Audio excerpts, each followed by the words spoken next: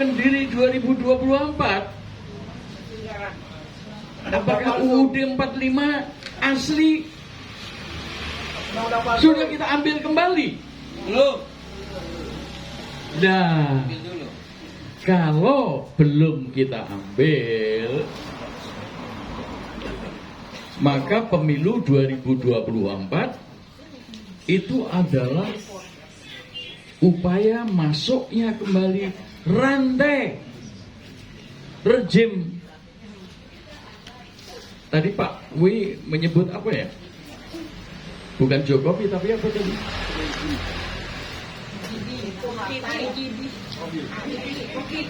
Muhyiddin. Apakah berarti kita dengan 2024 itu rantai Muhyiddin itu akan jalan terus? Itu harus dipotong. Dengan UUD palsunya, with or without threshold,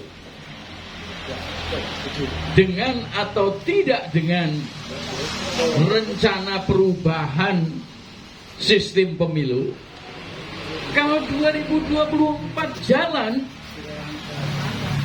itu rantainya Jokowi akan jalan terus. Loh, jadi bagaimana? Ya, itu sebuah pilihan.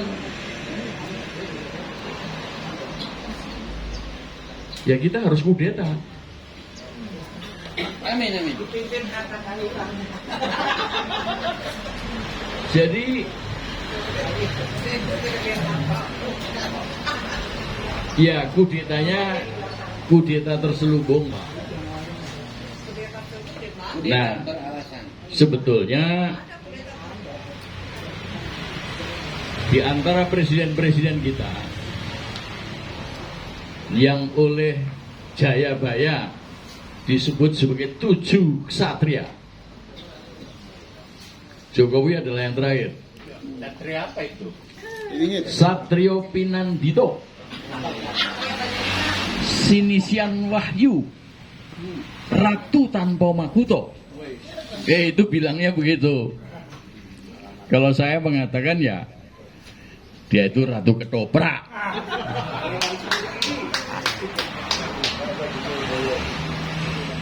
Ya, Ratu Ketoprak dan Petruk jadi ratu. Jadi ya rusak-rusakan. Jadi di antara 7 ksatria itu hanya Bung Karno yang menurut anggapan saya dan tentu banyak orang adalah ksatria yang tidak terlibat di dalam made in asing dan asing. Pak Harto kalau nggak diduduk Amerika nggak mungkin akan 30 tahun menjadi presiden. Dan di dalam pemilihan yang calon tunggal selama 30 tahun. Nggak mungkin. Tetapi ketika Bill Clinton naik menjadi presiden, Amerika yang pernah menyuruh Pak Harto masuk ke Timur Timur, melakukan invasi, barulah Amerika sadar bahwa Soeharto kemudian tidak mampu mengalahkan Timur Timur. 23 tahun. Sebetulnya 23 tahun juga tidak pernah mengalahkan pejuang-pejuang Aceh.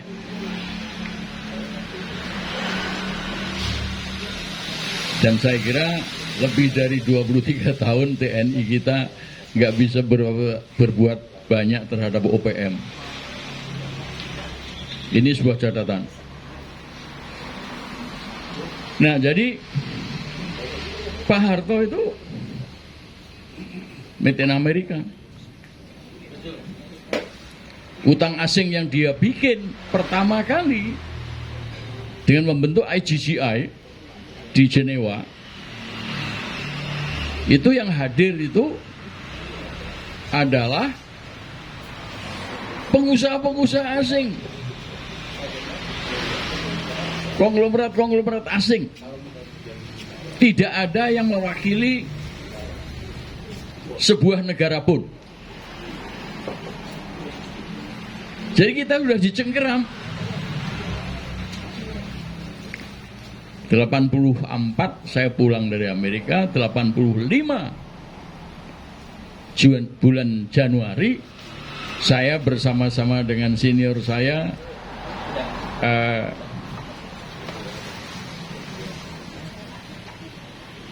siapa lupa kok namanya,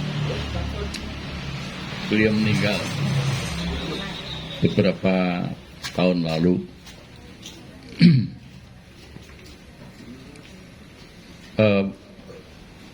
Menilai APBN 85. Saya katakan utang asing itu kebijakan yang salah. Harusnya dibuat utang dulu di dalam negeri.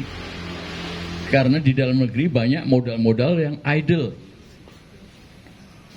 Ternyata utang ke dalam negeri itu baru dilakukan bersama-sama APBN setelah kita mengalami krisis moneter tahun 98, baru ada utang dalam negeri. Jadi sudah terlambat, krisis moneter sudah berlangsung. Akhirnya Pak Harto jatuh juga.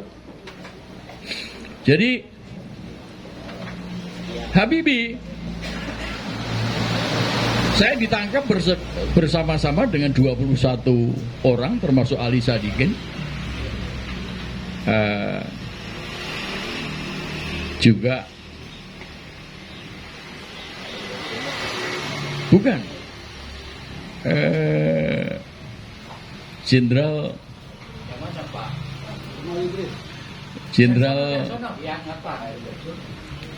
bukan ditangkap sama Habibie. Ditangkap, saya bersama 21 orang ditangkap sama Habibie karena makar bersama-sama dengan Ali Sadikin dan jenderal yang punya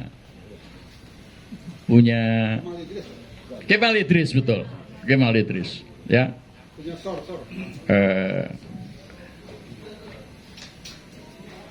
Karena apa? Karena kita menolak Habibie.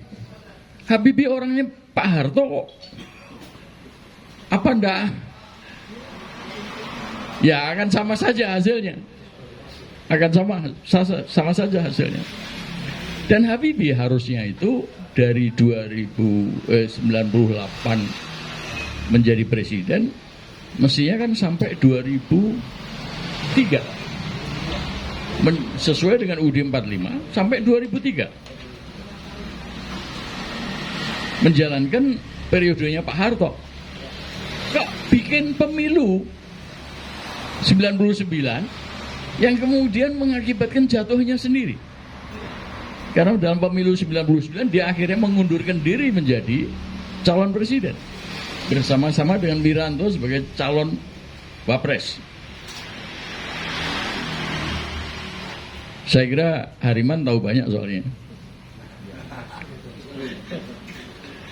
Jadi kenapa Pak Habibie tiba-tiba bikin pemilu 99? Ya pasti ada gerakan-gerakan yang membisiki dia agar Pak Habibie jatuh. Dan itu pasti asing dan asing juga. Mungkin ada juga orang dalam negeri yang membisiki. Lalu Gus Dur itu didatangi oleh Kofi Annan, minta agar Wiranto yang melakukan genosida di Timur Timur dipecat. Dipecat betul. Yuriko Guterres juga begitu. Didatangi oleh Menteri Pertahanan Amerika agar Yuriko Guterres ditangkap karena dia tidak mau meletakkan senjata di Timur Timur. Dipecat juga. Jadi ini presiden meskipun tidak jelas karena waktunya yang pendek, sama asing itu tunduk gitu. Sedang Kofi Annan sebelum datang di Jakarta itu datangnya ke Kamboja. Dia minta supaya Khmer Rouge yang ditangkap itu diadili secara internasional. Apa jawab Hun Sen, Perdana Menteri Kamboja? Kami bukan anjing-anjing PBB. Kami punya hukum sendiri kok. Nah, Anda bisa bandingkan itu dengan apa yang dilakukan oleh Gus Dur. Lalu Gus Dur, Megawati ketika jadi presiden, dia melakukan tapak tilas. Jakarta, Beijing, Moskow. Bahkan di Moskow bikin ulah. Ingin melihat yang namanya Bolshevik itu. Bukan. Kalau di Solo itu namanya Sriwedari itu loh. Apa? Bukan. Kayak opera gitu loh. Opera Bolshevik. Ya, yang hanya opera balet. Yang hanya dibuka setahun sekali. Jadi ketika Megawati datang ke sana itu sebetulnya sedang nggak buka, tapi dibuka juga. Ada Cina yang biayai, Samsul Nur Salim, dan sampai sekarang dia bebas dia. Tetapi Megawati pulangnya itu lewat Pyongyang, negara komunis yang sangat dibenci oleh Amerika. Sehingga Amerika juga mengatakan kalau nanti ada pemilu jangan sampai lolos Megawati. Dapatlah SBY. Nah, SBY jadi presiden.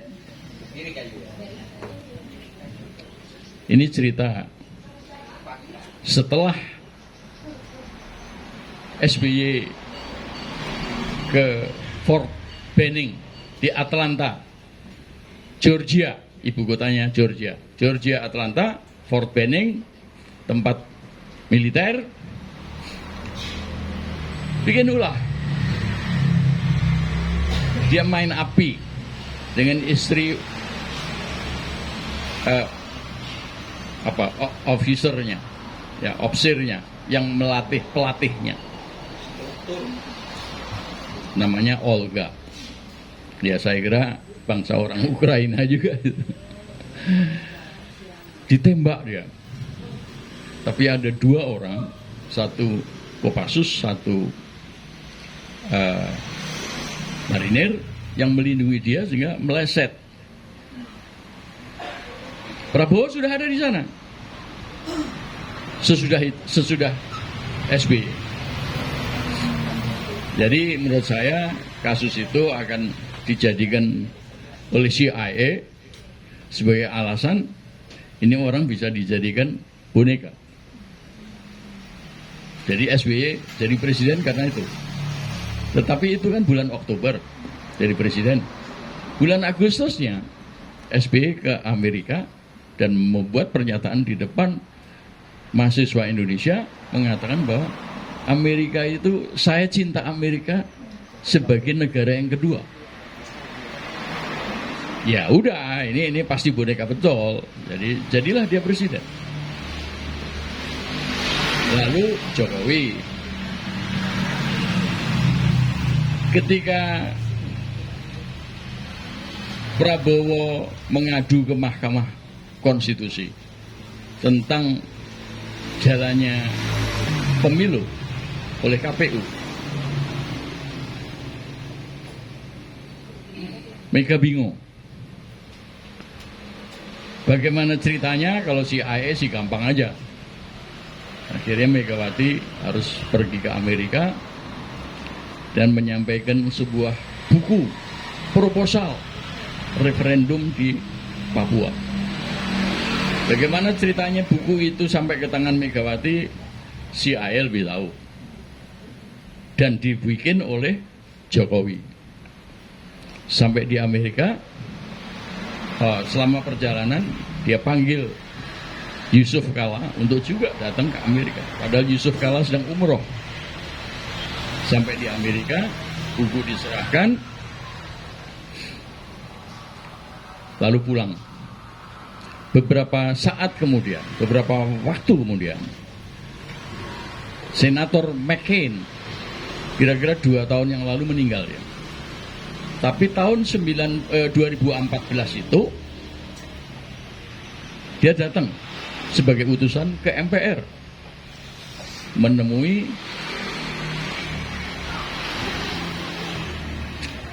Ketua MPR dan Agung Pramono Anung.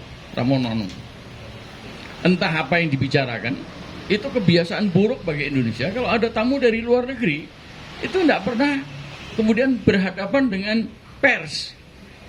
Apa maksud kedatangannya?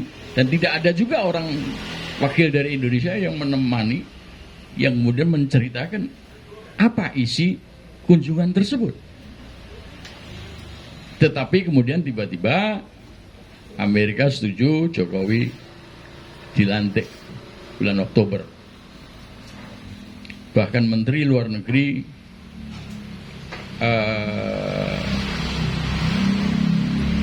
siapa Menteri Luar Negeri saat itu yang kemudian juga melakukan apa itu namanya, nuklir di Amerika, di siapa? Oh bukan, laki Amerika, Menteri Luar Negeri Amerika. Itu yang kemudian bersetuju dengan Iran untuk nuklirnya itu. Beberapa tahun kemudian dicabut oleh Donald Trump. Itu datang menghadiri pelantikan Jokowi. Luar biasa itu.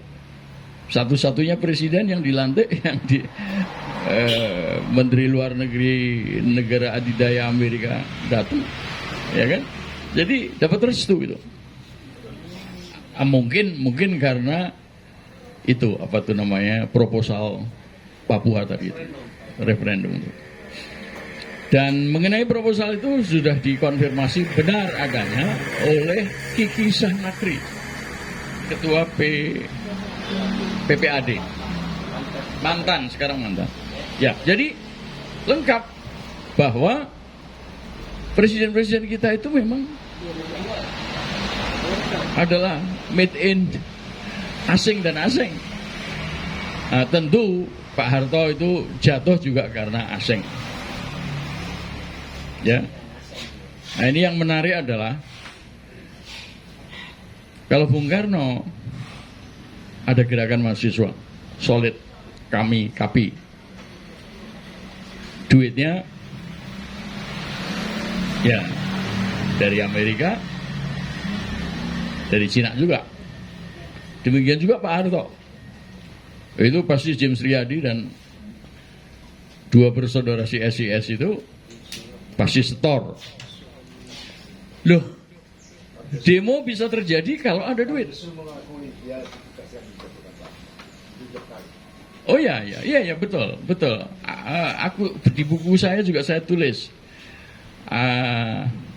26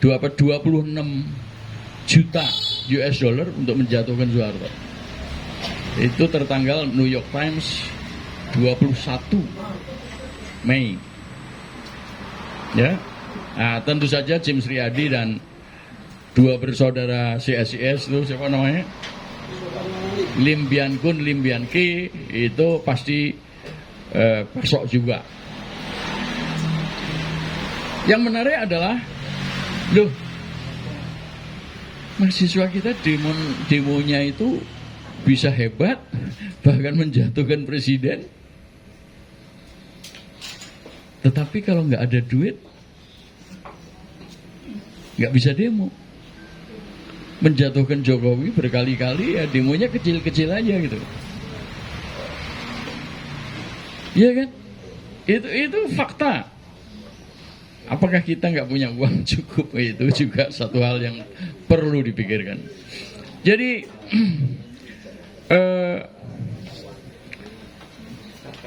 akibat daripada Ukraina perang itu Boris Johnson jatuh. Ya meskipun ada alasan-alasan lain. Kemudian Shinzo Abe ditembak dari Jepang. Lalu Sri Lanka. Sri Lanka itu karena utang sama Cina. Bahkan pelabuhannya pun kemudian didaku sama Cina. Diambil alih sama Cina. Pelabuhan yang dibiayai oleh Cina itu. Lalu ya ekonominya kacau, pangan kacau, energi kacau. Karena 40% dari hasil gandum Ukraina dan Rusia itu dikonsumsi oleh dunia. Setelah itu dugaan saya Argentina dengan inflasi 76%. Erdogan saya kira nggak apa-apa mesekalipun inflasinya 70%. Itali goyang, Perdana Menterinya mundur meskipun ditolak oleh presidennya. Lalu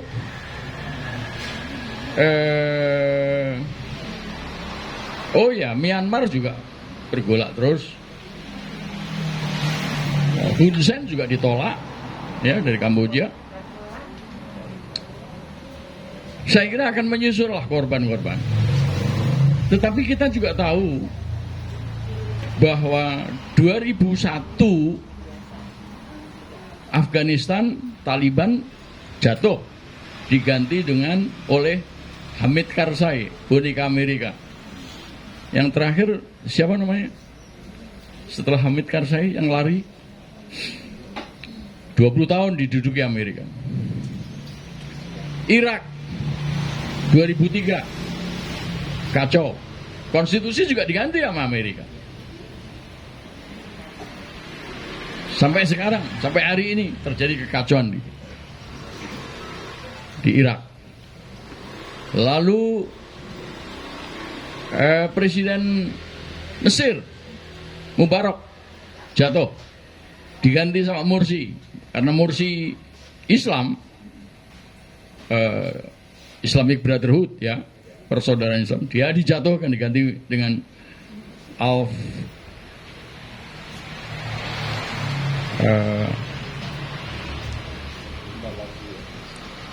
siapa namanya ya sekarang yang menjadi jenderal di Mesir, Al-Kiki Al-Sisi, betul Al-Sisi. Lalu 2011 Libya, Gaddafi dijatuhkan. Murad Parit sekarang pecah dua, kelompok Benghazi sama kelompok Tripoli. Suriah hancur lebur, tapi Bashar Assad tidak jatuh. Bahkan Obama resmi meninggalkan Suriah.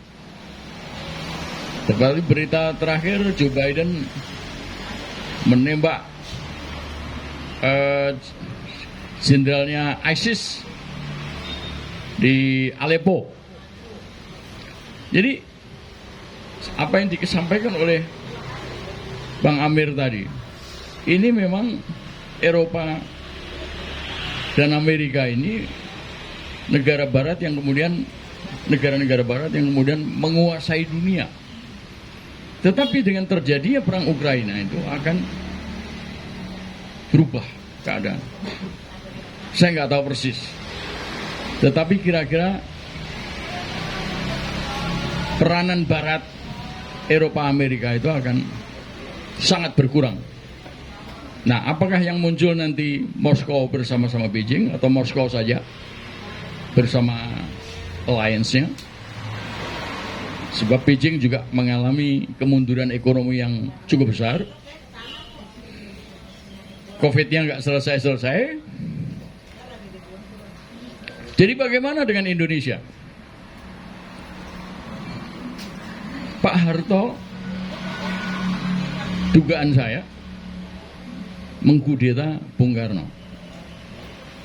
MPRS itu sebagian daripada orang MPRS, berapa banyak tidak jelas, yang dituduh sebagai komunis, orang PKI, diberhentikan sama Pak Harto, diganti sama orang-orangnya Pak Harto. Lalu dipilih 11 Maret 67 Bung Karno jatuh, diganti oleh penjabat Presiden Soeharto. Pak Harto berjanji tahun 67 itu bahwa 68 akan ada pemilu. Ternyata nggak bisa. Baru 71. Lalu penyederhanaan partai diulang lagi 73. Dan itu kemudian calon tunggal. Jadi kalau kita berpikir mengenai perubahan undang-undang cara pemilihan,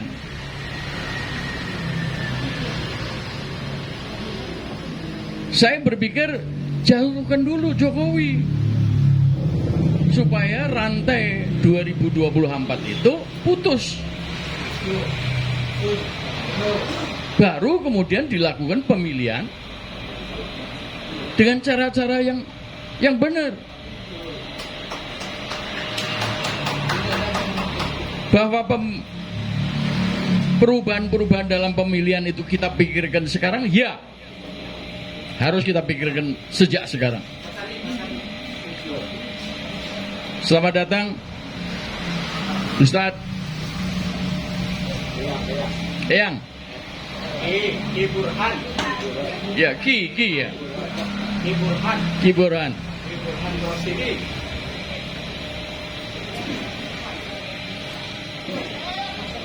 Jadi kita pikirkan mulai sekarang bagaimana cara pemilihan pasca Jokowi 2024. Jangan kita pikirkan nggak ada itu 2024.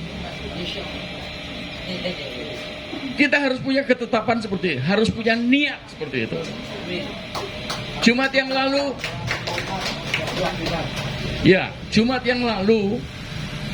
itu Mutiara Jumat mengatakan ada 3 hal yang penting.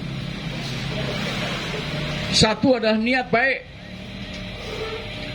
2 adalah doa, 3 adalah sabar, dan keempat adalah tawakal.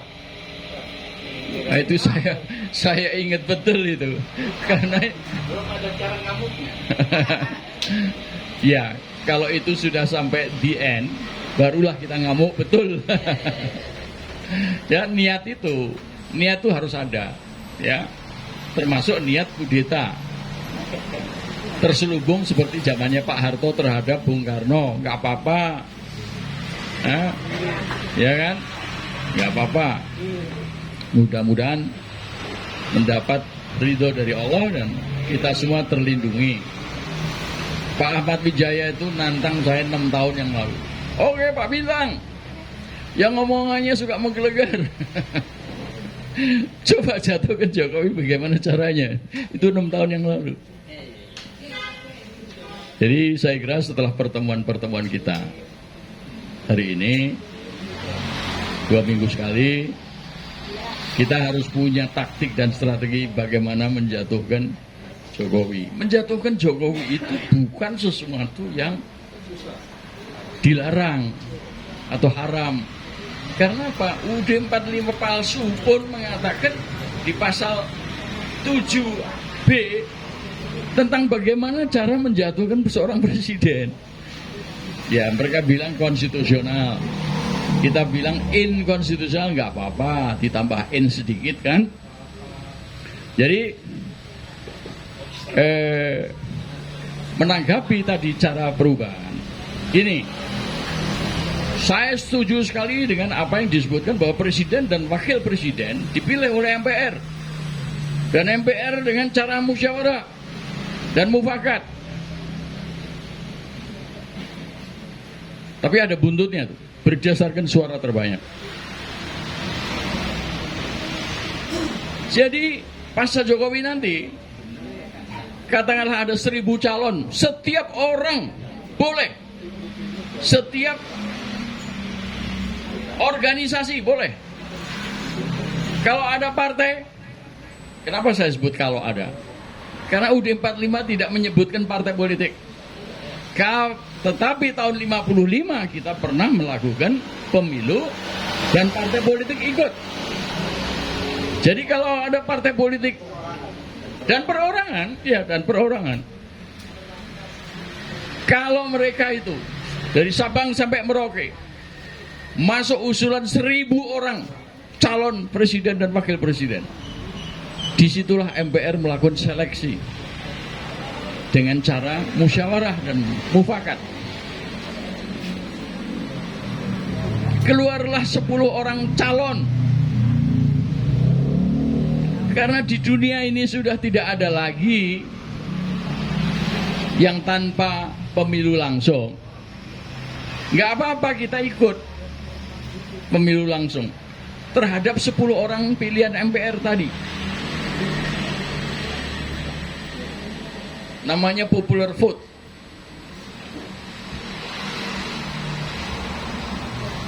Nah, dari situ entah 1 tahap, entah 2 tahap, akan terpilih seorang presiden.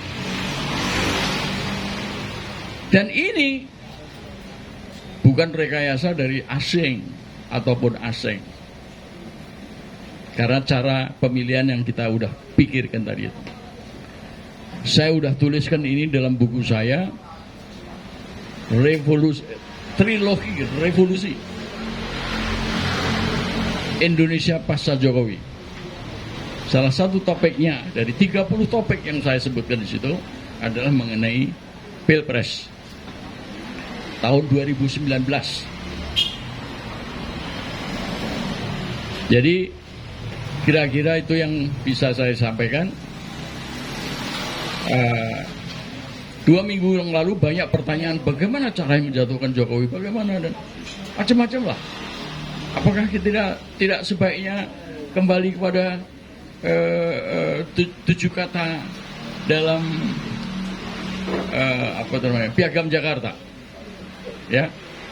Nah, pertanyaan-pertanyaan seperti itu akan dijawab kemudian dalam pertemuan selanjutnya. Tetapi karena itu menyangkut taktis dan strategis, jadi kelihatannya kita harus bicara di dalam kamar itu. Saya kira saya cukupkan sekian. Terima kasih. Assalamualaikum warahmatullahi wabarakatuh. Waalaikumsalam warahmatullahi wabarakatuh. Terima kasih. Terima kasih.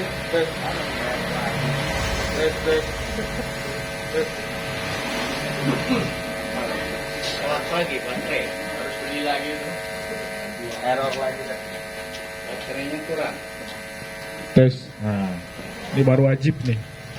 Terima kasih. Error lagi. Tes. Ya. Terima kasih Abang Da Sri Bintang. Halo, hilang lagi. Ya tergantung nafas orang tua ini. Terima kasih Abang Da Sri Bintang Pamungkas yang sudah mengeluarkan statement. Selanjutnya kita mulai sesi tanya jawab. Sebelum Mungkin ada tanya jawab. pendapat. Iya, silakan tanya jawab dan pendapat. Cuman mic-nya agak error nih. Bang Eben, Bang Burhan, Bang Ahmad Wijaya, sama Bang Suta. Ya, ada 5. Silakan untuk pendapat dan tanya jawab. Ya, silakan Bang Suta. Ya, Assalamualaikum warahmatullahi wabarakatuh. Saya Suta Widya. Saya setuju dengan tantangan atau inisiasi dari abang kita Hatta Taliwang, yaitu kita mesti Tes. kirimi surat kepada lembaga-lembaga atau partai dan sebagainya untuk menguji apakah sistem pemilihan langsung atau tidak langsung itu mana yang lebih baik, ya. Itu saya pendapat itu. Dan lalu tentang Mas Bintang bahwa kudeta itu kalau nggak salah kami dari kelompok hukum juga sudah melakukan, walaupun mengajukan pengajuan gugatan perbuatan melawan hukum terhadap kaki tangan kekuasaan ini, yaitu terhadap pemborosan yang dilakukan oleh rezim ini melalui aplikasi Peduli Lindungi. Itu saya melihat dulu kan ada e-hack namanya, ya.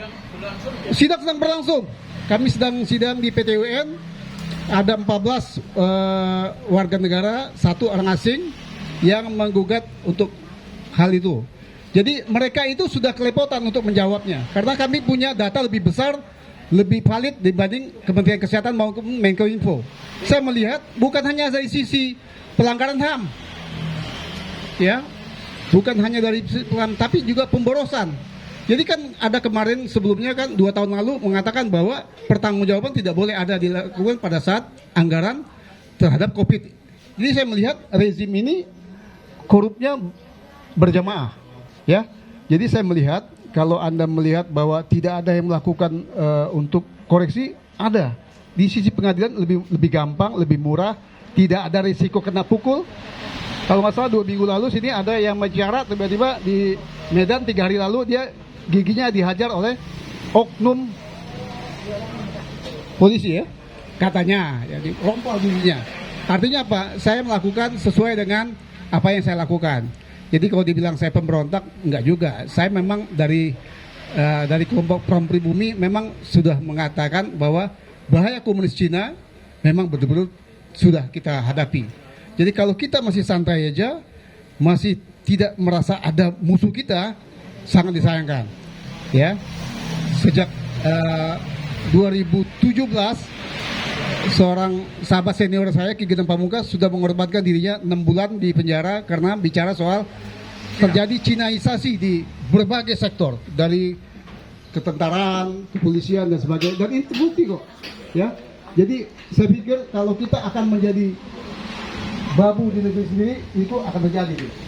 Jadi kalau kita tidak waspada, lalu isu tentang senjata yang dibeli dengan tanpa sepengetahuan dengan Panglima TNI, dia bicara kemudian nggak lama kemudian dicopot dan sebagainya, itu udah fenomena yang kita lihat.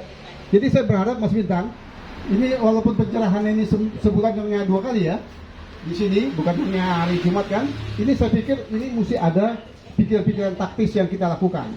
Saya bersedia untuk bergabung di situ. Wassalamualaikum warahmatullahi wabarakatuh. Waalaikumsalam warahmatullahi wabarakatuh. Selanjutnya Ki Burhan, kepada Ki, silakan. Bismillahirrahmanirrahim. Assalamualaikum warahmatullahi wabarakatuh. Maaf terlambat dari tim sepuh. Begini saudara, satu hal yang kita jangan lepas dari fokus. Konsentrasi kita adalah pada perubahan situasi. Di luar itu sekedar konsekuensi. Ini kita sadari. Kita ini menghadapi sebuah kekuatan kepentingan. Kekuatannya uang. Sekali lagi, kekuatannya uang. Senjata andalannya adalah tipu daya dan fitnah keji. Ya, kalau kita berorientasi kepada figur misalnya, figur ini harus naik, figur ini harus jatuh, kita masuk dalam permainan mereka. Konsentrasi kita pada situasi objektifnya.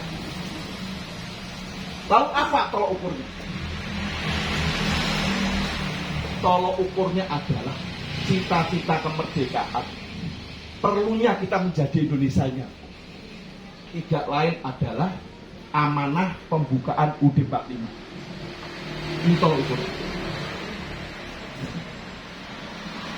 Kalau kita berjalan, bergerak sesuai dengan amanah pembukaan UUD 45 di tengah situasi sekarang, Bapak-bapak ya, yang berlangsung adalah revolusi. Artinya kita harus mempersiapkan diri jiwa kita sebagai jiwa yang revolusioner. Kalau nggak revolusioner tidak akan mungkin bisa bergerak seperti itu. Kalau takut mah nggak bakalan bisa. Rontok si Jokowi. Jadi jangan salah ya saudara-saudara. Ketika kita menginginkan ya rezim ini rontok ya, yang punya gawe di republik ini barangkali juga menginginkan. Ini yang kita harus hati-hati. Ya. Ini dilihat dari gejala-gejala yang ada. Ya. Dewan Ponglo Busuk ini sudah setuju nih, baru jadi selesai.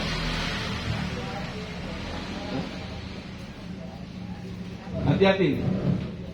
Dari gejala-gejala yang ada ini, bahwa Dewan Ponglo Busuk ini sejatinya itu setuju juga rezim ini selesai. Jadi selama situasi objektif atau konstelasi politik nasional masih seperti sekarang, ya, terjadi suksesi, nasib rakyat, bangsa dan negara tetap berulang-ulang saya katakan layaknya lepas dari mulut buaya masuk mulut. Emangnya SBY Jokowi siapa? Beda. Maaf, emangnya dari SBY ke Jokowi yang punya gawe beda.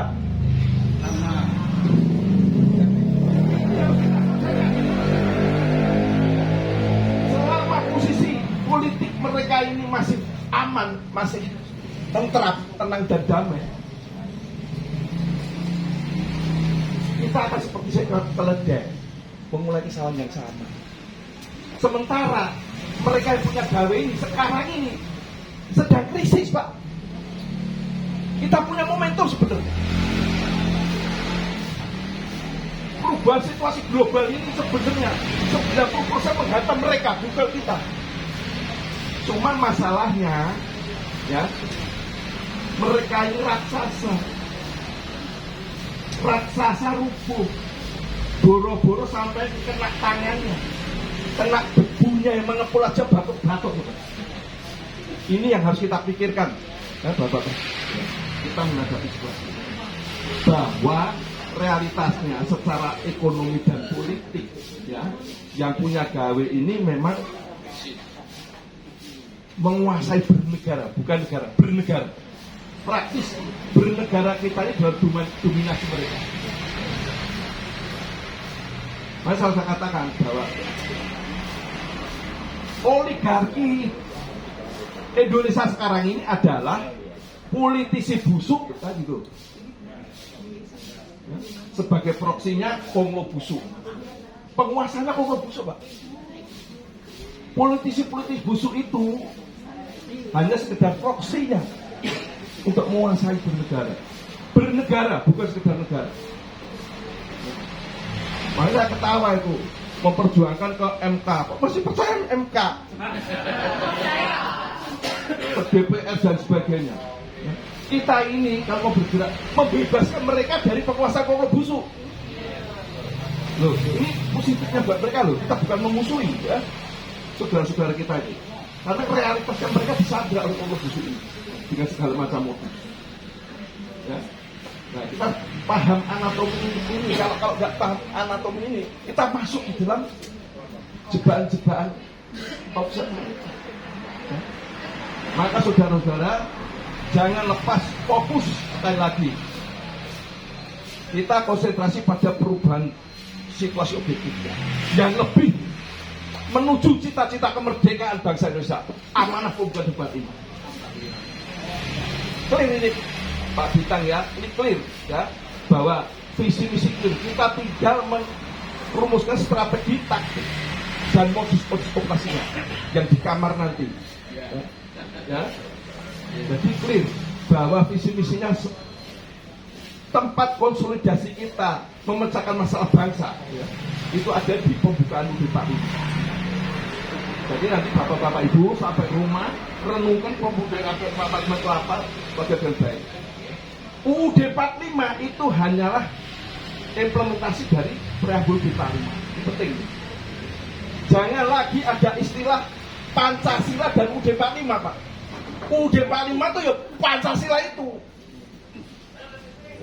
UUD 45 itu implementasi dari Pancasila. Itu. Jadi tidak, kalau secara matematik Pancasila dan UUD 45, berarti ada UUD 45 yang tidak Pancasila gitu. Itu. Jadi kembali lagi saudara-saudara, mari kita bergerak konsentrasi kepada perubahan situasi objektifnya yang sekarang ini jauh di luar cita-cita kemerdekaan bangsa Indonesia, amanah pemuda.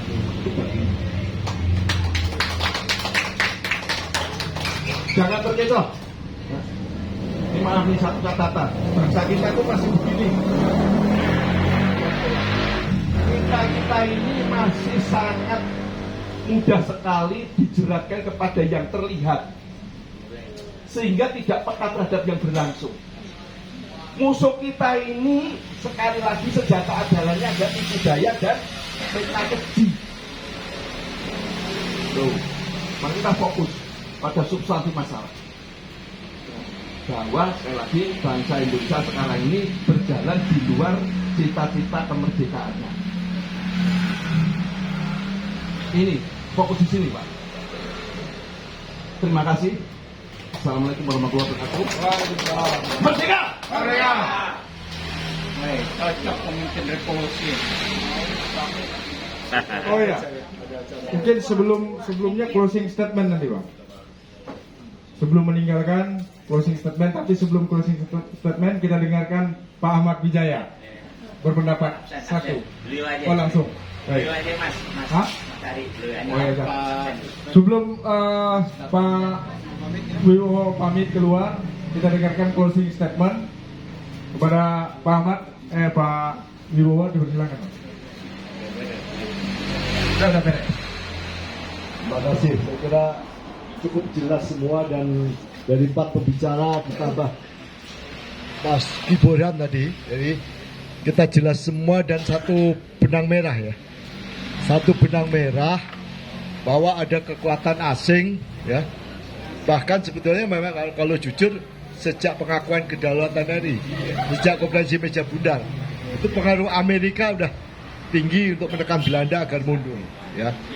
Terus ya sampai dengan pemilu-pemilu yang sekarang ini, benang merahnya udah jelas. Satu, ada kekuatan asing. Yang kedua, termasuk isu-isu pembelahan sekarang ini. Di dalam catatan pendek saya sebut itu yang paling berbahaya itu adalah pembelahan. Kalau revolusi kita itu ya pergantian pemerintahan belum terjadi, tapi sudah terjadi pembelahan, saya lebih khawatir, Mas. Karena bangsa kita ini memang bineka dan multi suku, banyak suku, agama, ras ya. Golongan itu kuat ya.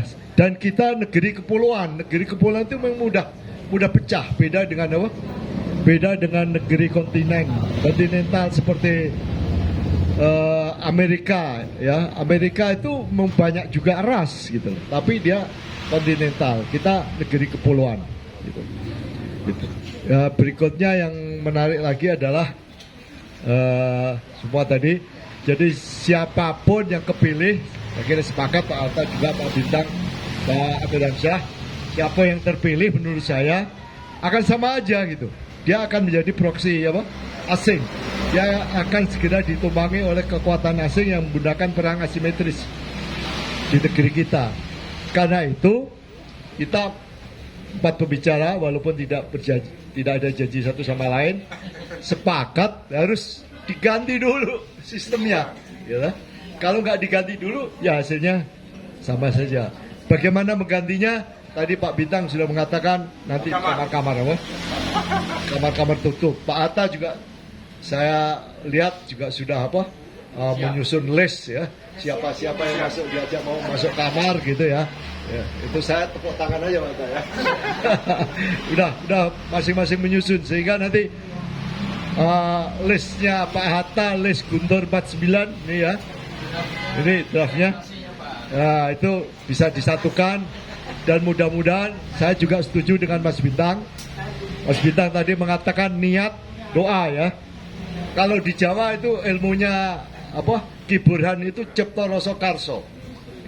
Kalau di tasawuf itu nafsu, nafsu itu karso, ya. Rasa itu kolbu, ya. Sama cipta itu akal pikiran.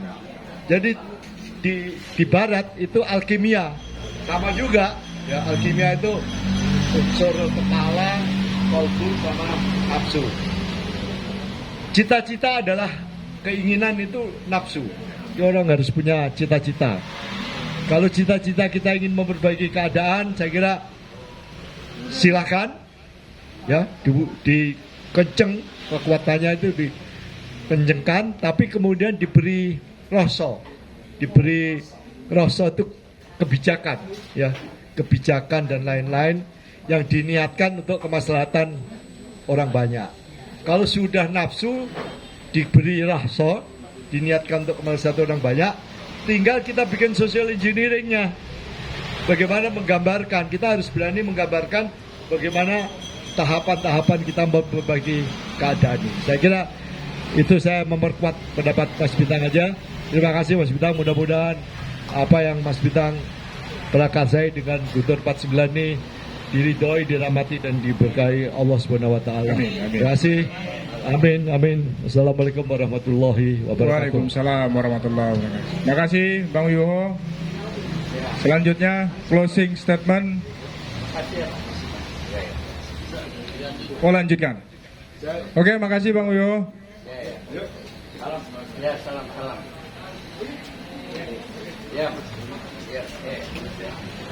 Terima kasih Bang Yuho.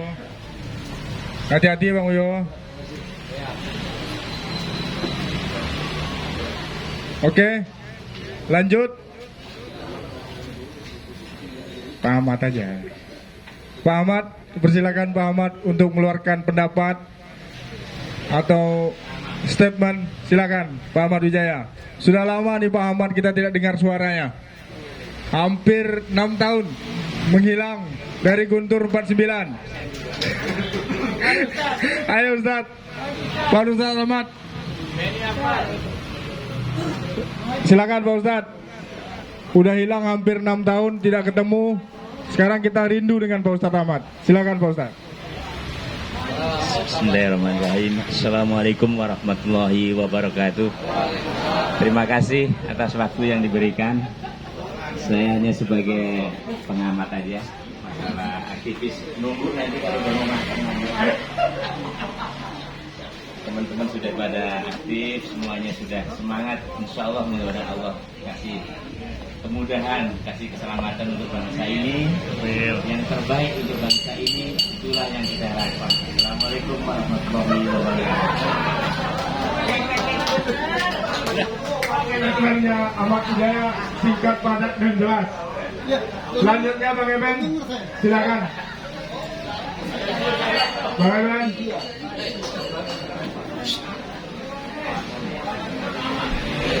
Minta dari tadi. Ya, setelah Bang Eben, baru apa?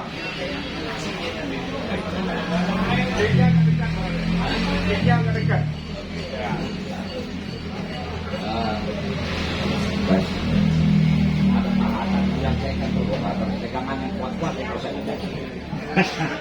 Assalamualaikum warahmatullahi wabarakatuh.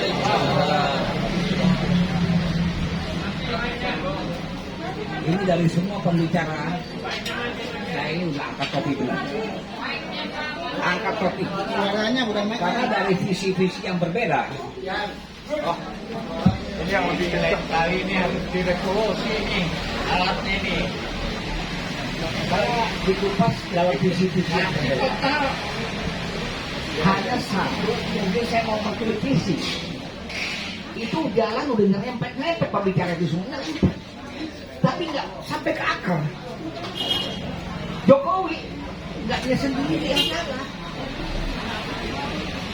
Ini yang salah juga termasuk partai-partai. Takut kita bicara bahwa partai memegang saham kesalahan daripada keadaan negeri semacam ini. Sepakat kan? Takut kan? Karena kepentingan partai juga. Ini kenyataan. Resiko yang paling besar di dalam perubahan saat ini sangat besar dari perubahan dari 45 sampai saat ini sangat besar. Ada orang yang berbicara tentang perubahan, tapi takut dengan darah. Mana ada kelahiran tanpa darah? Mana ada? Adalah seketek-ketek. Ini kawan saya. Jadi mesra. Ya, kan? Maaf. Kita melihat, saya ada di dapur yang dengan Mas Bintang. Nggak tahu dari Pak Toto. Ini kita bicarakan pergantian atau gantian? Bergantian atau gantian? Kalau gantian itu kita siapkan habitat yang sama. Ya, berbulu dan berbuntut. Saya nggak bilang itu ya. Sama. Nah, sekarang kalau kita mau tekad, sementara ini memang saya banyak menyelam. Nyelam, istilahnya tiarap dulu, lihat lagi. Semua pembicara-pembicara sangat luar biasa. Sangat serius untuk menyelamatkan negeri ini. Sangat serius. Apalagi tadi Anda semua dengar. Negeri ini harus diselamatkan. Cara Bung Hatta, Pak Amin, Mas Bintang, caranya beda-beda. Nah kalau cara-caranya beda-beda begini, kalau menurut saya, ya kan, saya ingin sekarang bicara. Kok nggak? Udah pasti udah di garisnya tuh. Kenapa nggak tendang aja sekalian? Partai yang keroknya.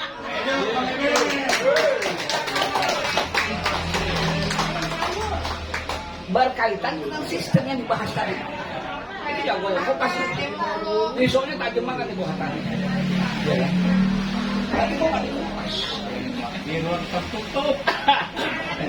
Oke, jadi saya hanya berharap bahwasanya keadaan semacam gini lebih ditingkatkan lagi kita bicara. Mungkin jujur lebih keras. Ini adalah merupakan suatu evolusi, bukan revolusi, kemajuan. Walaupun jangan pernah berharap, percaya, karena berharap akan menimbulkan kekecewaan. Tapi lakukan, kita yang menjawab. Ini pun juga harus dengan satu. Saya tidak bicara kasus nih, karena kalau bicara kasus sampai 2018 mungkin ya, 2028 ya, mungkin nggak selesai. Di negeri tiap hari produknya kasus, orang bicara kasus ini itu segala macam. Sumber daripada masalah kekacauan ini memang Jokowi. Tapi he is not alone. Dia bukan sendiri. Partai. Partai ngapain aja? Sekarang ada nggak berani orang bicara partai? Ada nggak? Dia kerok semua juga karena partai-partai ini. Takut kan? Kalau ini aja takut, tidur di rumah. Karena terus terang aja, memang konstitusi berdasarkan SOP yang sekarang memang harus ada partai. Tapi kalau partai-partai semacam ini sebagai pemegang kekuasaan terselubung, apa gunanya? Ini kekuasaan yang terselubung adalah partai-partai yang sekarang ini makan gaji gede di Senayan, DPR, MPR. Kita mau bicara DPR, MPR, Ansofo dan segalanya. Ya. Kalau kita tidak habisi mereka semua,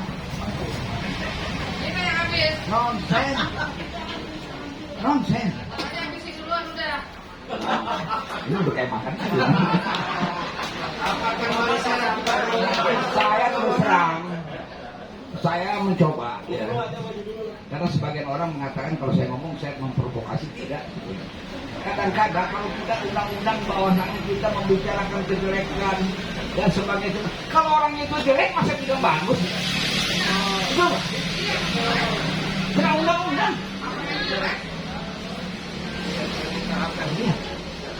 Dan terus terang, sebelum saya tutup, saya ingin kasih tahu nih, saya ulang-ulang capek nih sebetulnya. Ada kalimat yang akhirnya bersumber dari pengapuran otak. Ini pengapuran otaknya Pak Burhan. Pengapuran otak sehingga menular ke seluruh senter jagat ini. Karena di situ ada heroismenya, sehingga orang nggak sadar. NKRI, Pancasila dan lain-lain harga mati. Harga mati. Saya ingatkan lagi supaya pengampuran bebas dari otak kita. Kalau harga mati bisa dibeli tapi harganya nggak turun. Harganya bisa dibeli. Artinya kalau kita bicara NKRI sampai harga mati hidup atau mati sekali, ini seperti herois. Sedangkan itu bohong-bohongan. Yang benar adalah NKRI tidak dijual, not for sale. Jangan ikut-ikutan kita ngomong. Wah, harga mati. Sekarang ngomong apa? Harga mati. Kalau orang kita itu pale lo kali. Bener. Jadi kita nggak ikut-ikutan ngomong harga mati. Kedua, apa harga mati? Kita lihat kelompok oposisi manapun juga. Ini juga ada capek dilakukan. Kalau di foto, kelompok sana kapan berantem lo? Hah? Tapi biar aja. Ini anu foto atau ngapain? Nggak ada yang bilang begini. Kenapa? Foto begini dong. Lo beda sama yang di sana. Ketiga, terlalu panjang. Saya mesti bilang nih, Pak. Negeri ini berproses tanpa kita sadari bahwa masyarakat kita, terutama orang-orang yang sudah kena dengan pengapuran otak, di jidatnya ada bandrolnya. Di jidatnya, Pak Burhan, ada bandrolnya. Ada yang harga cepeceng, gopeceng, ada yang harga 1 juta, 5 juta, macam-macam harganya. Nah tadi Pak Burhan bilang uang. Nah kalau punya uang tidak belum yang mana? Itu gara-gara apa ngomongnya tuh? Coba lihat Pak jidatnya, dilihat, oh gak mahal tuh. Berapa? Dia paksa 20 lah, 20 juta. Kasih 25. Ini terjadi. Nah ini semua yang ketiga yang saya kasih tahu bahwasanya bahwasanya kita terjadi semacam pengurusan erosi daripada iman kita masing-masing pada Allah Subhanahu wa Ta'ala. Kita akhirnya pelan-pelan nggak yakin apa yang ditegaskan dalam Al-Quran buat kita semua. Itu benar-benar bukan harga mati, itu pasti. Gak gampang memang. Sahabat kita hitung duit. Ini ngapain lagi? Nah inilah mungkin sedikit, masih lebih panjang, ntar akhirnya jadi ngoceh lagi. Terima kasih. Assalamualaikum warahmatullahi wabarakatuh. Waalaikumsalam warahmatullahi wabarakatuh. Itu Bang Eben, luar biasa Bang Eben. Ya Bang Eben antusias ini. Tadi beliau ini dulu Bang.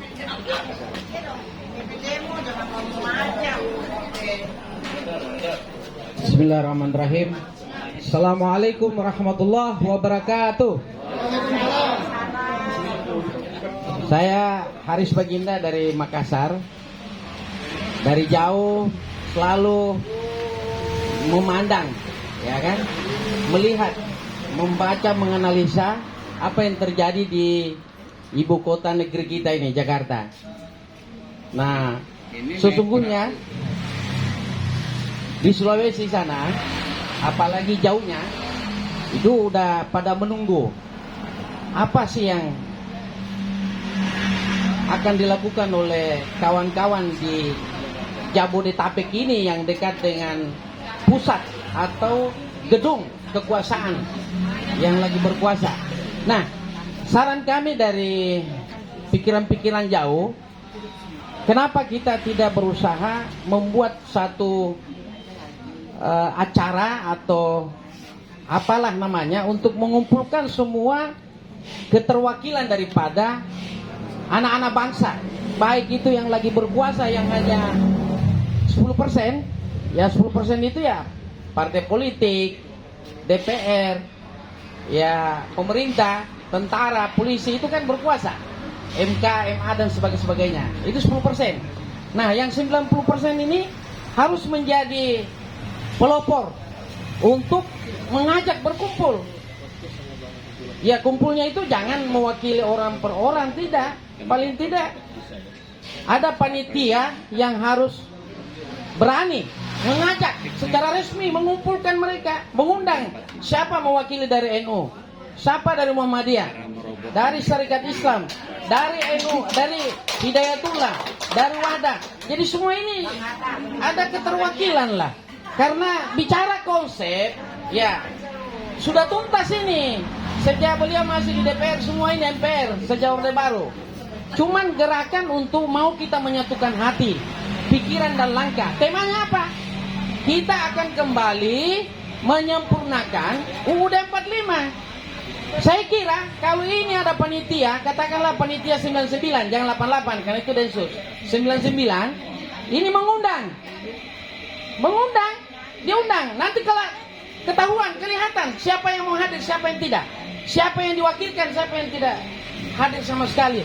Kita udah tahu, kalau begini kan kita udah tahu mana kawan, mana lawan, ya mana setuju, mana enggak. Biasa ya kita di sini memberontak, tapi di luar sendirian ketakutan sendiri. Nah, saran kami dari luar Jabodetabek, khususnya dari timur sana, cobalah mengidentifikasi kelemahan kita ini. Selama ini kan database. Kenapa kita ditipu-tipu oleh penyelenggara negara, panitia dalam hal ini? Kan ini presiden yang menteri kan panitia, ibarat panitia 5 tahunan dan lain sebagainya. Iya, kalau PNS kan tentu nanti pensiun ya, ASN, tentara, polisi, kecuali kalau dia menembak atau ditembak ya selesai gitu. Nah, kenapa tidak kita mulai? Kalau kita sendiri-sendiri, saya punya informasi dari penguasa yang hanya 10% itu senang aja, malah dia kompori. Karena ada oposisi yang 5% bergerak sana, tapi sendirian. Yang 80% diam gitu kan. Sini ada 20%, sini lagi diam. Coba kalau 70% berkumpul, ada keterwakilan. Ya tentu kita datangi, resmi datang. Misalnya ketua umum, ini kan aktivis HMI nih, Abang Yahya ini, Stagub. Kan alumni HMI ini, dia aktivis dia dulu di UGM. Saya train di UGM 89, ketemu beliau. Undang dia, mewakili NU, mau enggak? Kita membicarakan kembali UUD 45. Ini akarnya masalahnya. Baru kita sepakat kalau misalnya setuju ya, karena ini palsu, 2002 ini palsu, saya nyatakan palsu memang. Makanya saya tidak pernah, ya maaf ini Pak, kita sambil cerita kita jangan mengeluarkan, ini kan orang baru Pak, kalau Bapak kan sudah lama. Ya kita dengarkan dulu. Ya mungkin ditahu, cuma tidak berani. Coba kalau Mas Bintang tanda tangan abang ini, Hatta Taliwa, mengundang semua mereka untuk berembuk. Setuju enggak mau bicarakan UUD 45? Kalau sendiri-sendirian, Bang Bintang kasihan udah capek.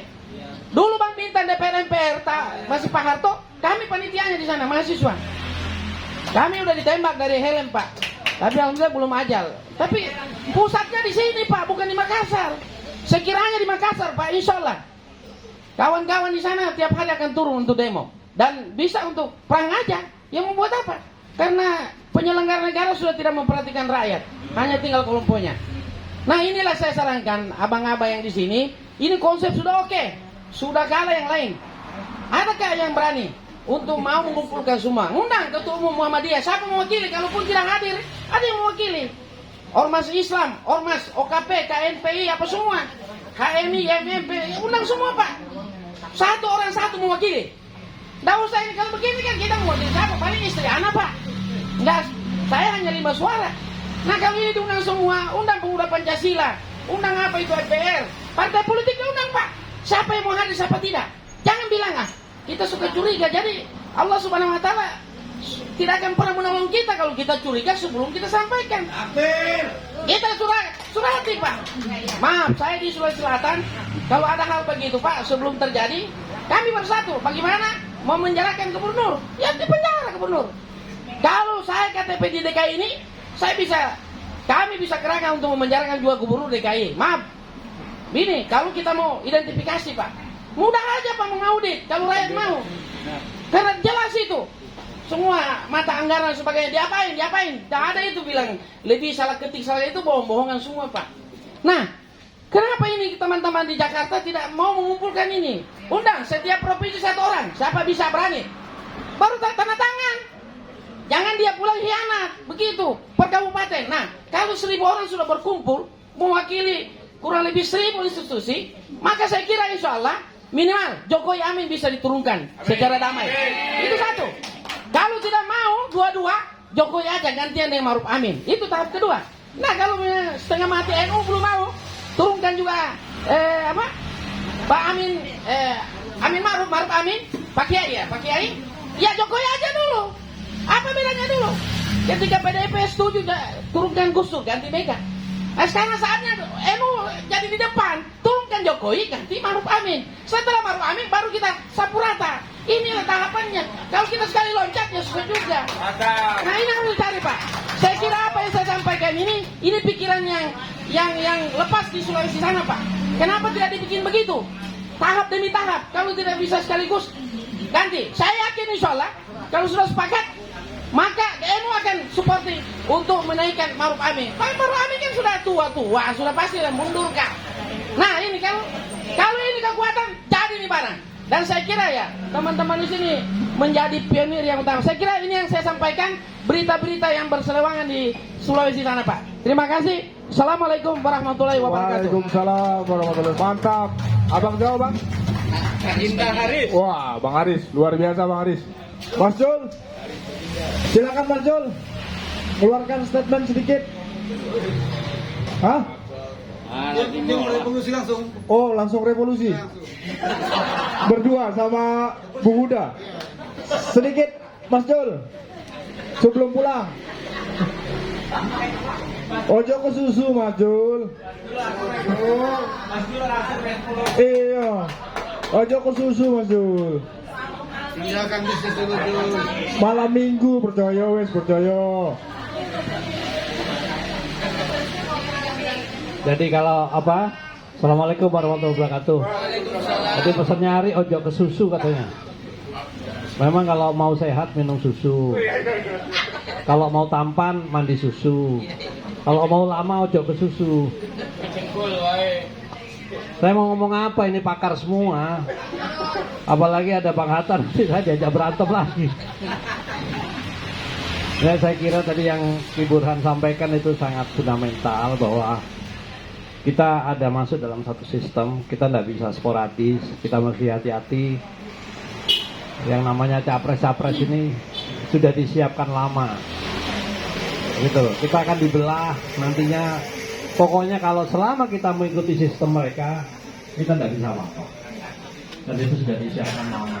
Maka menurut saya satu-satunya jalan, ibaratnya para capres ini penjudi-penjudi yang berjudi di meja judi, mempertaruhkan nasib kita. Itu taruhan. Satu-satunya jalan ya meja judinya dibalik.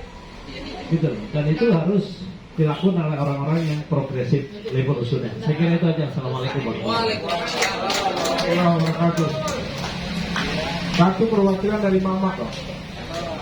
Sebelum Mama, selamat datang Bang Lubis. Beliau beberapa bulan yang lalu sakit.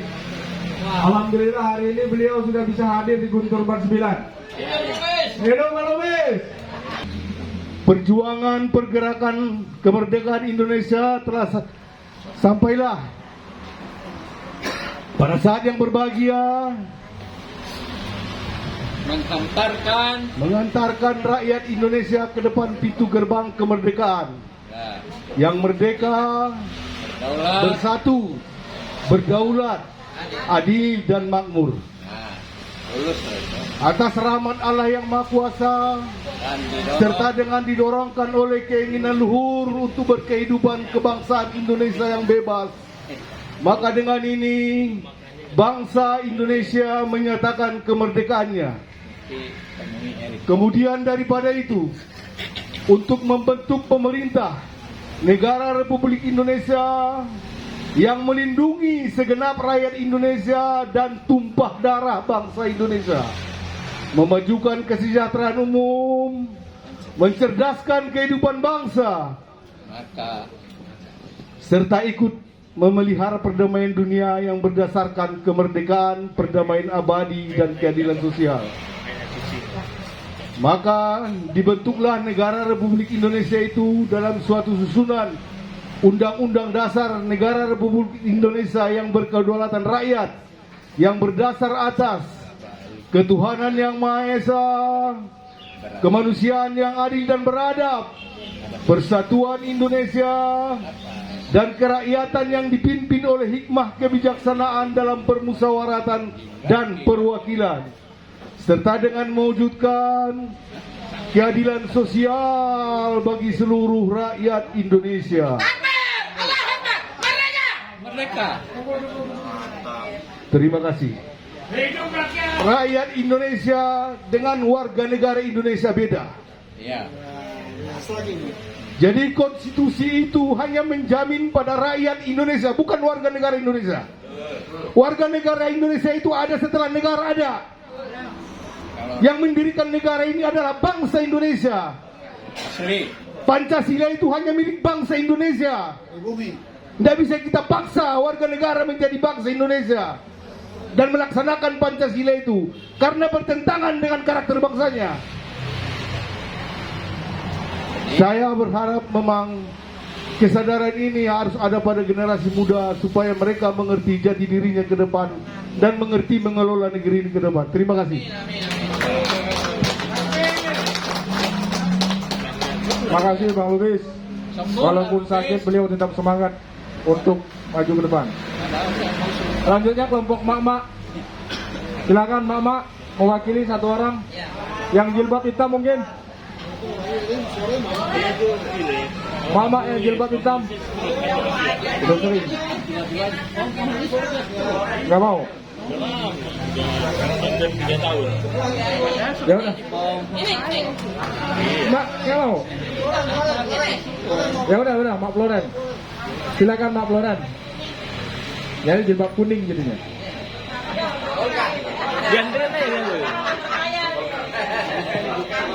Jalan Bu. Nah. Assalamualaikum warahmatullahi wabarakatuh. Alhamdulillah kita telah berkumpul di Guntur di Rumah Kedaulatan Rakyat. Semoga kedaulatan rakyat bisa kita raih kembali. Seperti yang ingin saya sampaikan, saya hanya merasa dengan adanya Copras-Capres itu saya merasa kalau sudah ada perpecahan di antara kita, di antara teman-teman yang tadinya kita sama-sama berkumpul bersama, tapi gara-gara Copras-Capres itu ada perpecahan, ada gesekan-gesekan. Saya merasakan karena kebetulan saya punya grup, saya punya komunitas. Di komunitas saja sudah ini, dan saya selalu berbicara atau menghimbau kepada komunitas saya untuk saat ini hindari Copras-Capres. Karena apa? Karena yang kita butuhkan saat ini adalah persatuan untuk mencapai kesatuan. Bukan karena Copras-Capres akhirnya kita jadi terbelah. Jadi saya minta kepada bapak-bapak semua, mohon selalu diingatkan juga kepada kita semua. Copras-Capres itu belum tentu menghasilkan presiden yang benar-benar amanah, yang benar-benar bisa membela cinta kepada tanah air, itu belum tentu. Kalau saya lihat yang sekarang, calon-calon yang sekarang yang sudah ini, saya lihat masih ada oligarki. Jadi saya minta yang saat ini kita junjung dulu deh, kita bersatu dulu, persatuan dan kesatuan yang harus kita jaga. Kalau dulu ada kampret, ada cebong, ya kan? Bagaimana kita mau nyatuin cebong ke kampret? Kampretnya aja sekarang udah pada pecah. Demikian yang saya sampaikan. Terima kasih. Wassalamualaikum warahmatullahi wabarakatuh. Waalaikumsalam warahmatullahi wabarakatuh. Terima kasih Mak Floren. Sebelum kita akhiri, kita closing statement dari para pembicara-pembicara yang diawali oleh Abang Da Hatta Taliwang. Untuk closing, Bang. Jadi yang disampaikan tidak perlu ditanggapi lagi ya? Nggak perlu ditanggapi. Langsung closing aja. Oh langsung. Ya udah serempet sana sini aja. Ya. Oh ngeri serempetnya. Ya. Baiklah, ini kurang mantap ini. Agak dekat, Pak. Iya. Minggu depan. Kalau nggak diganti ini, saya kalau diundang nanti nggak mau datang lagi dah. Oh jangan. Minggu depan udah mic baru, Bang. Ya kita ikut sharing pamplop lah, sesuai kemampuan ya. Ini kan sekitar 4 juta harganya, 40 orang 100.000 kan selesai barang ini. Iya kan mau hari ini. Mantap. Iya 100.000. Ya yang lebih duitnya boleh mewakili 10 orang kan gitu. Ya biar seru, biar kedengaran, masa kalah sama. Gitu. Oke, jadi gini. Ada yang saya perlu klarifikasi dulu tentang apa yang saya tulis ini. Kan ada pilihan-pilihan, ya kan? Ada pilihan secara konstitusional, ada juga pilihan inkonstitusional. Cara konstitusionalnya misalnya pilpres langsung, saya jelaskan kelemahan, kebusukan, kekurangannya. Ini di sini. Maksudnya apa? Supaya kita tahu kalau adu argumentasi itu kita punya bekal untuk menghajar lawan-lawan yang membela. Gitu loh. Tetapi juga saya kasih way out bahwa pemilihan lewat musyawarah itu jauh lebih baik, lebih murah, dijamin tidak ada yang calon yang abal-abal. Lebih islami sesuai dengan ajaran Islam, musyawarah. Sesuai dengan adat bangsa kita dari dulu milih pemimpin itu musyawarah di desa-desa itu. Mereka tahu siapa orang baik di desanya. Nggak perlu putar-puting. Ya kan? Langsung. Wah ini bapak ini track recordnya baik. Ya kan? Oh dia orang soleh, dia orang sosial. Dia orang yang bisa membimbing. Kita tahu semua di desa-desa kita itu. Jadi nggak perlu putang-puting. Pas kumpul, langsung ngomong-ngomong, gimana Bapak ada 2 orang yang bagus di desa kita, gimana? Ya ini pasti yang merasa kalah hawa bilang, waduh Bapak ini aja dah, saya mundur. Soal berapa waktu dia berkuasa dan sebagainya itu bisa damai-damai aja. Kakek saya jadi kepala desa itu berabad-abad. Maksud saya lama berkuasanya karena dianggap ya itu orang yang lumayan lah kakek saya itu di desa gitu loh. Jadi musyawarah itu roh dari bangsa kita, kultur kita, dari agama kita. Nah tiba-tiba kita diajar oleh yang namanya kaum penjajah itu datang bawa dalil. Inilah demokrasi, inilah asasnya, inilah ininya segala. Diajari. Wong sejak zaman kesultanan di di Sulawesi Selatan itu yang sering saya tulis, Kesultanan Buton itu udah ada 9 tokoh masyarakatnya, tokoh agama, tokoh pendidik, tokoh apa bergabung itu dari abad ke-15 itu. Mereka kumpul membahas siapa yang layak jadi sultan. Cukup mereka musyawarah itu. Mereka membahas, lalu sultannya dipilih musyawarah. Jadi demokrasi konstitusi itu sudah ada di Indonesia. Kan namanya demokrasi konstitusi dipilih secara musyawarah itu sudah ada di Republik di Nusantara kita. Kok kita diajari? oleh Barat yang juga belajar dari dunia Islam sebenarnya kan. Belajar musyawarah mereka itu Barat itu masih gelap, Islam sudah terang. Nah tiba-tiba kita pelajari nih demokrasi yang diajarkan putang-puting ini kan. Akhirnya yang terpilih yang tidak jelas kan dengan cara ini. Nah jadi saya menjelaskan itu loh keburukannya. Ini loh baiknya.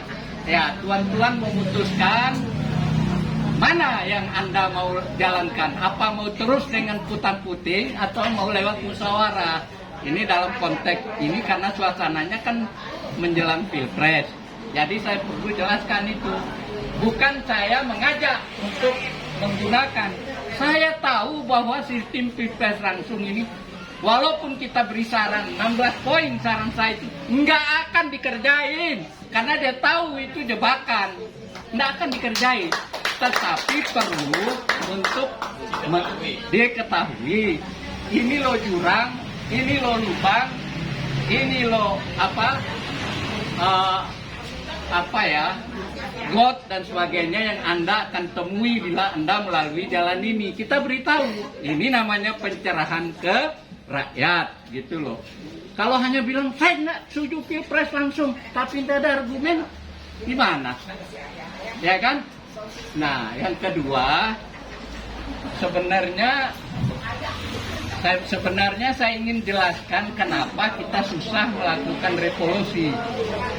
Ini analisis teoritis, tetapi nggak tahu forumnya nggak cukup kali ya, nggak enak lah.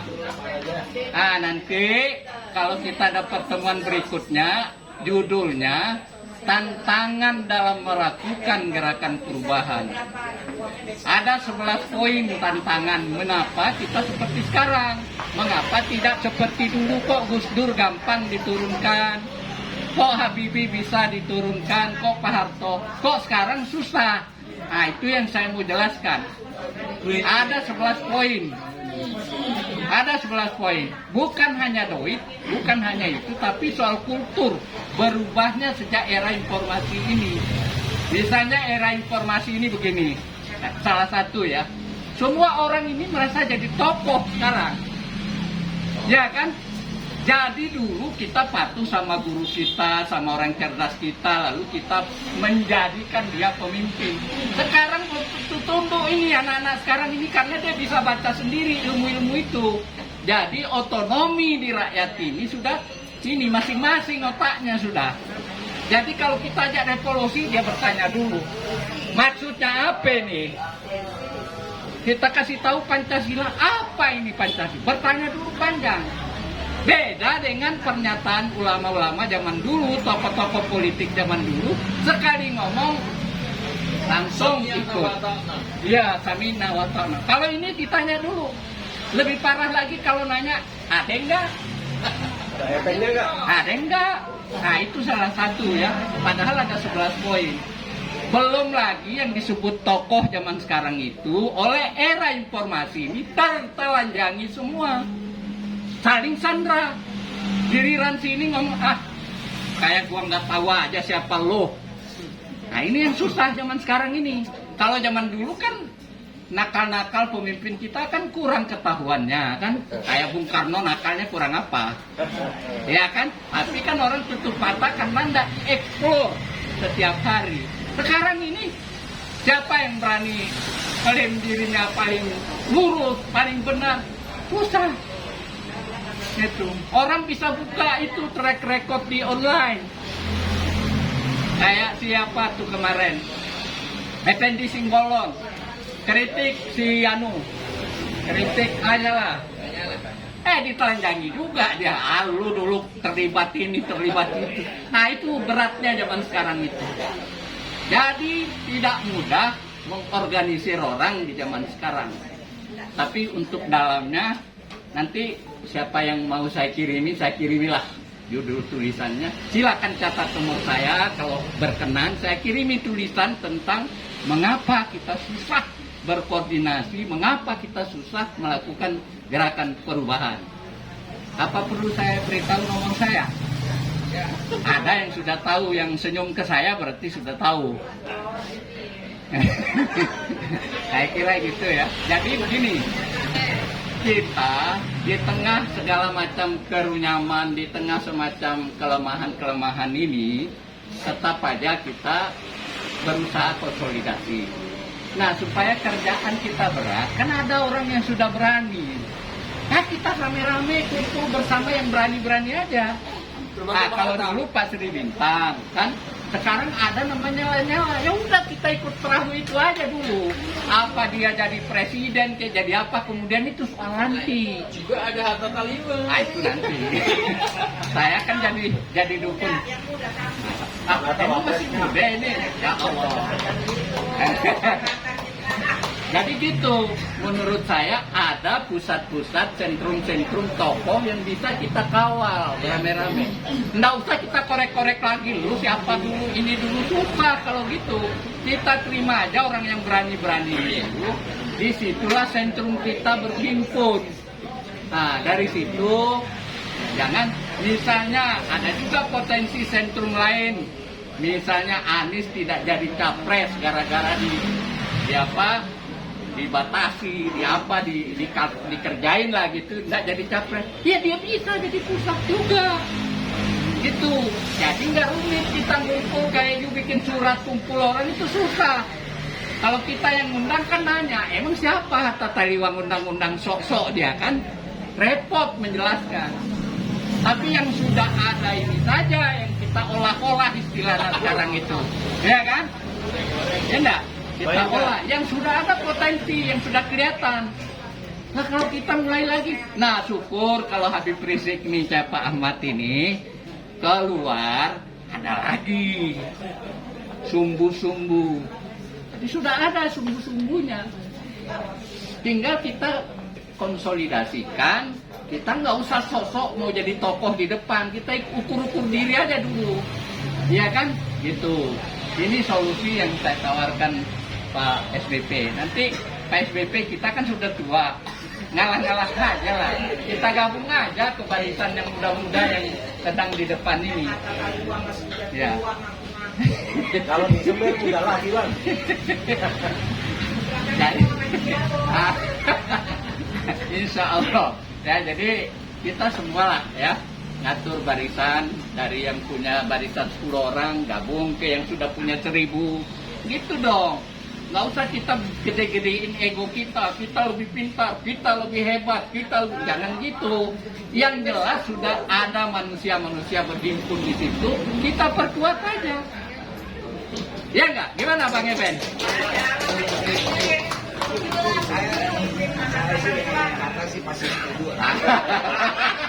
Baiklah ya.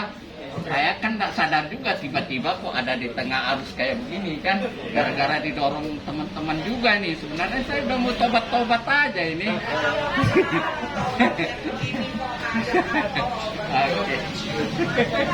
Oke, ya.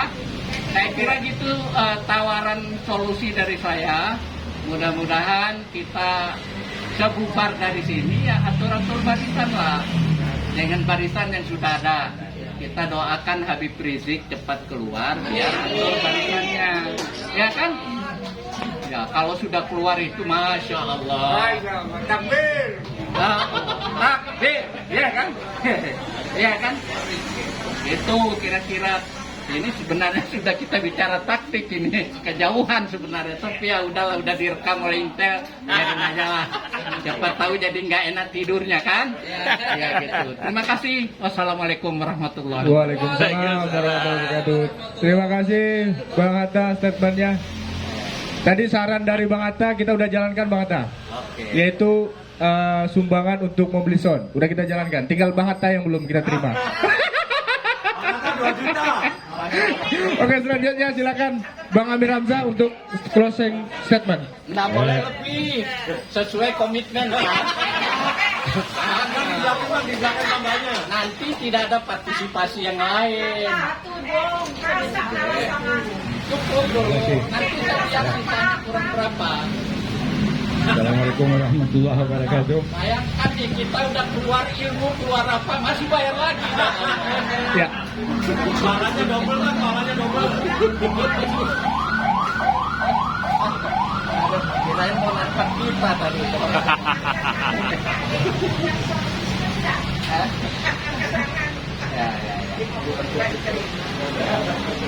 Saya kira tadi kita sudah dengar banyak dari teman-teman yang memberikan masukan.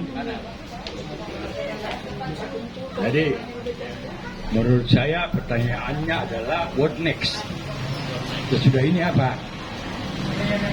Saya mau kasih contoh tahun 68 waktu Jakarta Fair pertama dilaksanakan di Monas. Persis pada waktu yang bersamaan itu Amerika mau meluncurkan satelit Apollo ke bulan. Disiarkan secara langsung juga televisi-televisi yang ada di dalam Jakarta Fair menyiarkan. Saya nonton di situ, kepingin tahu yang modern itu apa sih sehingga satelit Apollo itu bisa mendarat di bulan. Diperlihatkan dari awal setelah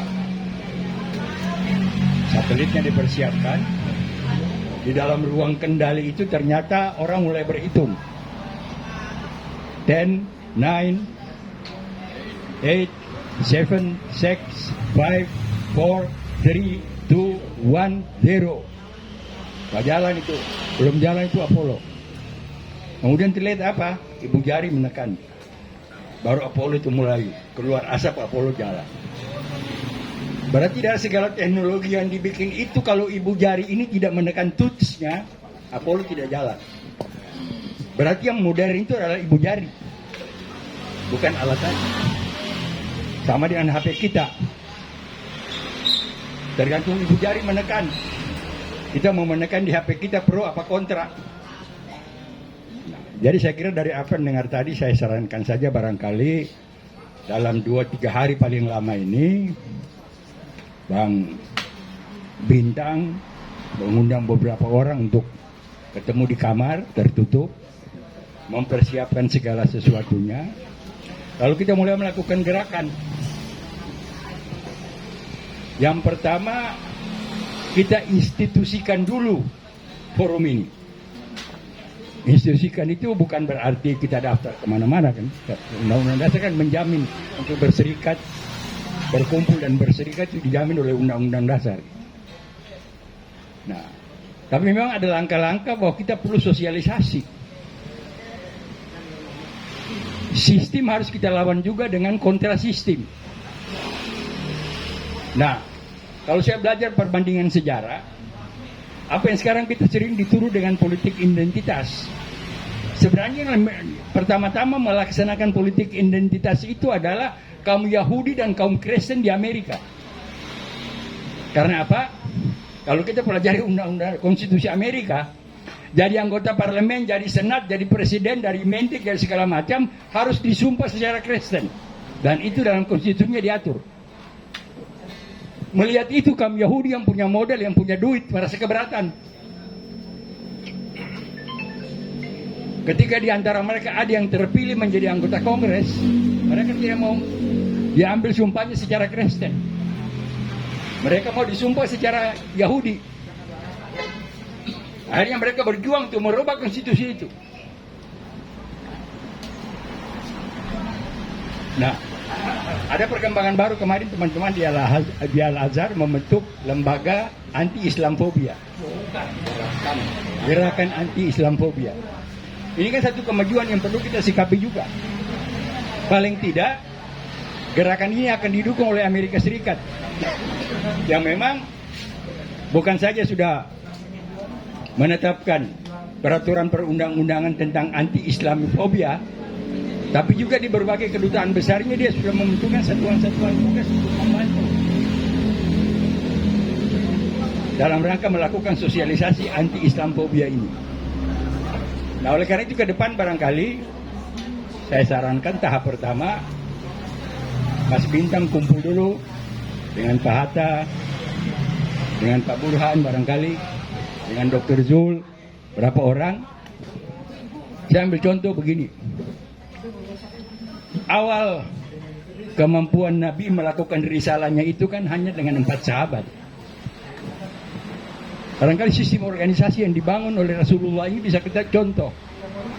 Bagaimana mendapatkan seorang Abu Bakar yang jujur, seorang Umar bin Khattab yang berani dan tegas, seorang Utsman bin Affan yang dermawan, dan seorang Ali Abi Thalib yang syarat dengan ilmu pengetahuan. Itu barangkali yang harus dipikirkan. Kemudian memang ada baiknya juga dalam rangka sosialisasi itu, saya pikir bukan kita undang, tapi mari kita datang. Kita agak agresif, datang ke Muhammadiyah, datang ke NU, datang ke gereja KWI Katolik, PGI, untuk berdiskusi mereka tentang kondisi negara saat ini dan bagaimana upaya-upaya. Apakah mereka sependapat dengan kita untuk kembali ke Undang-Undang Dasar 45 seperti yang kita perbincangkan di sini. Tadi barangkali sudah tahapnya.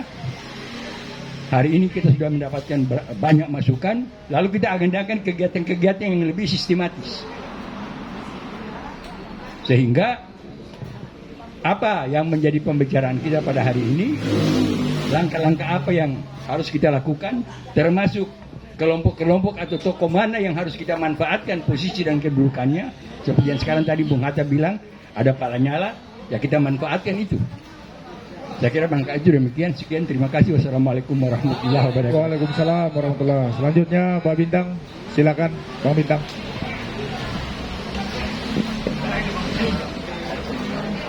Bismillahirrahmanirrahim.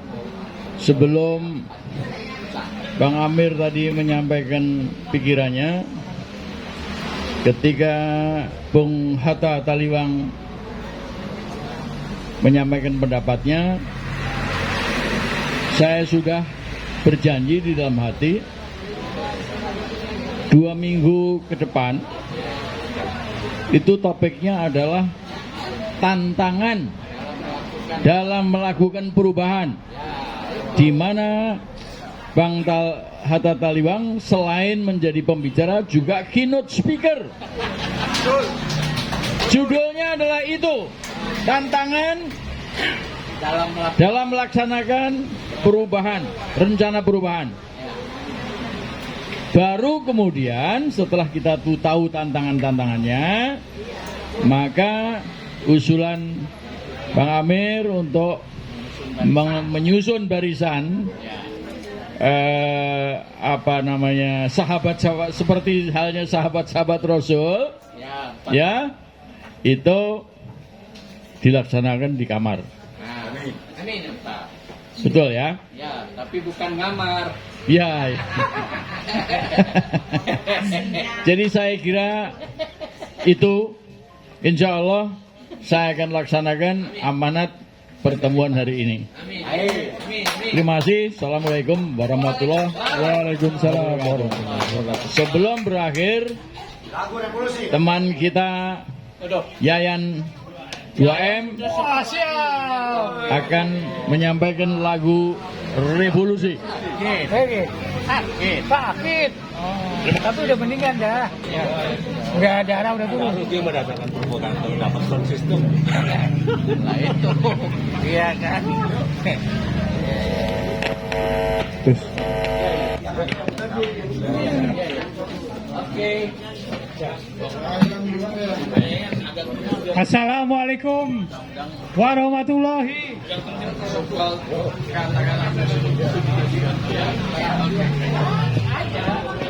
wabarakatuh.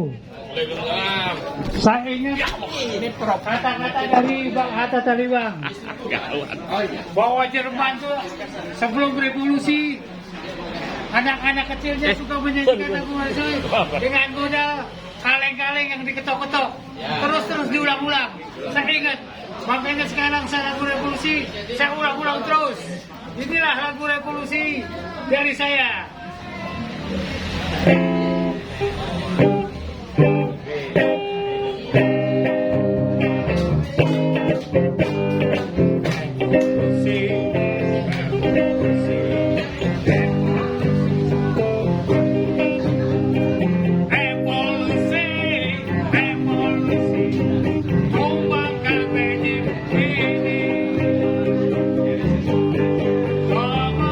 Pemerintahan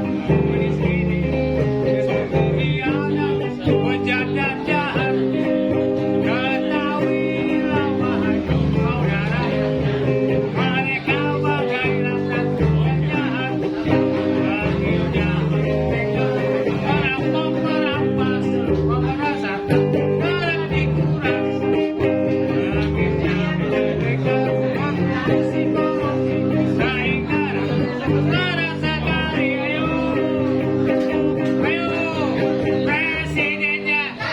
wakil presidennya, menteri pejabatnya,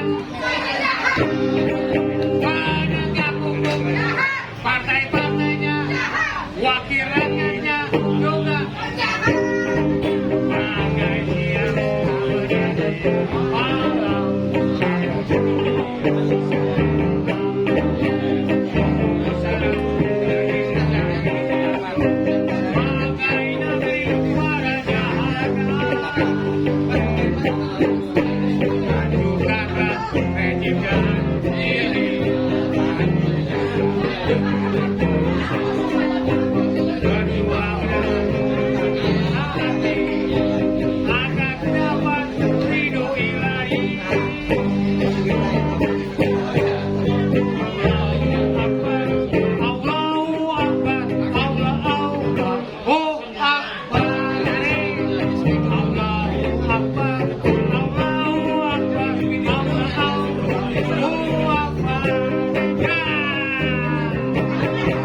Presidennya, wakil presiden, menteri pejabatnya juga. Ayo, penegak hukumnya, partai-partainya, wakil rakyatnya juga. Ya, presidennya, wakil presiden, menteri pejabatnya juga. Penegak hukum, partai-partainya, wakil rakyatnya.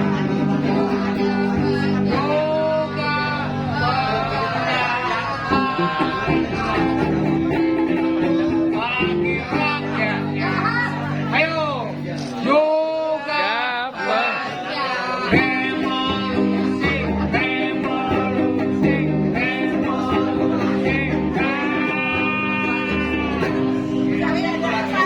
Fotonya kurang, jeglek-jeglek gitu loh. Terima kasih kepada seluruh pembicara yang hadir pada siang hari ini. Sampai ketemu kita 2 minggu ke depan dengan tema tantangan untuk perubahan. Terima kasih kepada Pak Bintang, terima kasih kepada Bang Atta Taliwa, terima kasih kepada Bang Lubis, Bang Eben. Terima kasih.